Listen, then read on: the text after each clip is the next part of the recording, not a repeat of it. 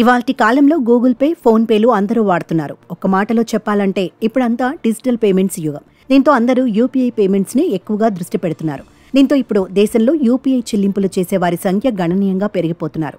అలాగే అంతే వేగంగా ఈ డిజిటల్ పేమెంట్స్ పేరిట మోసాలు కూడా పెరిగిపోయాయి. ఇప్పటికే ఈ అప్లికేషన్ల పేరిట అనేక మోసాలు వెలుగులోకి వచ్చిన విషయం తెలిసిందే. అయితే తాజాగా ఈ Google pay, phone pay transactions పేరిట మరో కొత్త తరహా మోసం వెలుగులోకి వచ్చింది. ప్రస్తుతం దేశంలో గూగుల్ పే, ఫోన్ పే వంటి డిజిటల్ అప్లికేషన్ల పేరిట కొత్త తరహా మోసాలు వెలుగులోకి వస్తున్నాయి. తాజాగా ఈ మోసాలకు సంబంధించి వివరాలను సైబర్ క్రైమ్ పోలీసులు వివరించారు.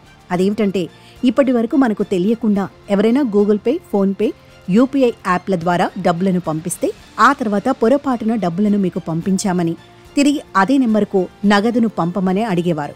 దీంతో మనం కూడా సానుభూతి చూపి తిరిగి ఆ డబ్బును వారి ఖాతాకు పంపించేవాళ్లం. కానీ ఈ మార్గాన్ని కూడా అవకాశంగా తీసుకుని క్యాష్ చేసుకోవాలనుకునే సైబర్ నేరగాళ్లు కొత్త తరహా మోసానికి పాల్పడుతున్నారు. అదెలా అనుకుంటున్నారా? ఎప్పుడైతే ఇలా మన ఖాతాకు వచ్చిన డబ్బులను అవతల వ్యక్తి ఖాతాకు పంపిస్తామో ఈ ప్రక్రియలో కొత్తగా టెక్స్ట్ రూపంలో ఓ హ్యాకింగ్ లింక్ను పెడుతున్నారు.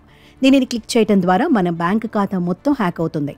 ఈ క్రమంలోనే మన అకౌంట్లో ఉన్న మొత్తం డబ్బులను సైబర్ నేరగాళ్లు దోచుకుంటున్నారు.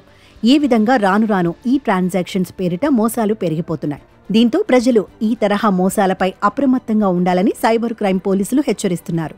అంతేకాకుండా సైబర్ నేరగాళ్ల వలలో చిక్కకుండా సురక్షితంగా ఉండేందుకు చేయవలసిన జాగ్రత్తలను కూడా సూచించారు.